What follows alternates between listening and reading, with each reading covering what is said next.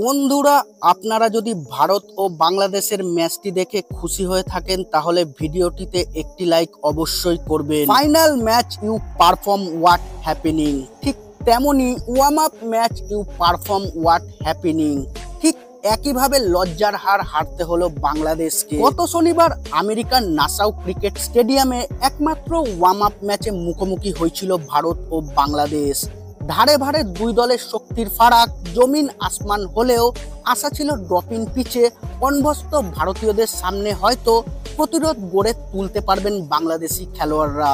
তবে কোথায় কি, বাংলাদেশকে রীতিমতো একতরফা দুর্মুষ করেই বিশ্বকাপের মেগা মহড়া সেরে রাখল ইন্ডিয়া। বিরাট কোহলি নেই, ভারতের লক্ষ্য ছিল যত বেশি ব্যাটারদের খেলার সুযোগ দেওয়া যায়, সেই লক্ষ্য সফল ভারত। টিম ইন্ডিয়ার ওপেনার কারা হবেন, টিম কম্বিনেশন কেমন, সবই যাচাই করার মঞ্চ ছিল শনিবার। তবে বিরাটের অনুপস্থিতিতে জসওয়াল নন, রোহিতের সঙ্গে চমক দিয়েই ওপেন করতে দেখা গেল সঞ্জু স্যামসনকে।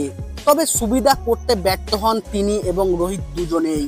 শুধু সঞ্জুই নন, ড্রপিং পিচে খেলার অভ্যাস না থাকায় সমস্যায় পড়েছেন হার্ড হিটার শিবম দুবেও। সঞ্জু শিবমের ব্যাটিং ব্যর্থতা অবশ্য সুদে আসলে মিটিয়ে দিলেন ঋষভ পান্থ। ব্যাট হাতে 32 বলে 53 করে উঠে গেলেন ঋষভ। আন্তর্জাতিক ক্রিকেটে প্রত্যাবর্তনের মঞ্চ স্মরণীয় করে রাখলেন সুপারস্টার এই কিপার ব্যাটার। ড্রপিং পিচে মিশ্রণ ভঙ্গিতেই উড়িয়ে গেলেন একের পর এক বাংলাদেশি বোলারদের। হাঁকালেন 4টে 4 ও 4টে ছক্কা। সাকিবের এক ওভারে হাঁকালেন 3টি ছক্কা। স্পিন ও পেসের বিপক্ষে পন্তের সাবলীল ইনিংস ভরসা জুগিয়ে গেল টিম ইন্ডিয়া। ব্যাট হাতে পন্তের সঙ্গেই ঝড় তুললেন সূর্যকুমার যাদব ও হার্দিক পান্ডিয়া। স্কাই মাত্র 18 বলে 31 করেন, মেরেছেন 4টি বাউন্ডারি। হার্দিক আইপিএল এর দুঃস্বপ্ন কাটিয়ে ওঠার বার্তা দিলেন 23 বলে 40 রানের বিধ্বংসী ইনিংস খেলে। মেরেছেন 2টি বাউন্ডারি ও 4টি ওভার বাউন্ডারি। ভারতের 183 রানের লক্ষ্যের সামনে ব্যাট করতে নেমে বাংলাদেশ দাঁড়াতেই পারেনি।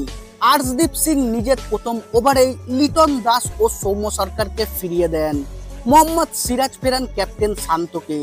10 রানে 3 উইকেট হয়ে যাওয়ার পর বাংলাদেশের পক্ষে বলার মতো কোনো কথা থাকার নয়, তা হয়ওনি। সবার শেষে যেতে যেতে warm up match you perform what happening.